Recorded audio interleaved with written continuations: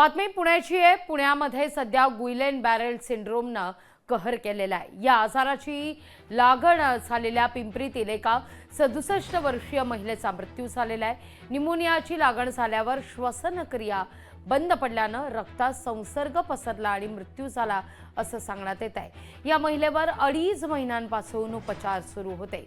संबंधित महिलेचा Guillain Barré सिंड्रोममुळे मृत्यू झाला नसल्याचा दावा वैद्यकीय विभागाने केलेला आहे।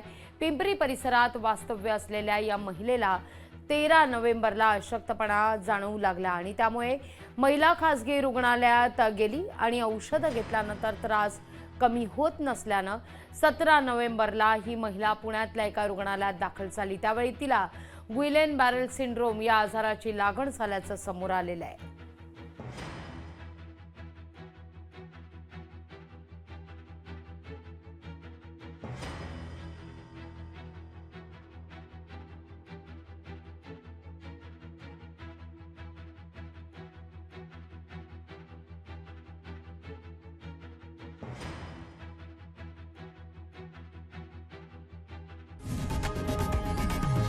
लोकशाही मराठी ऐका, पहा, जागरूक रहा।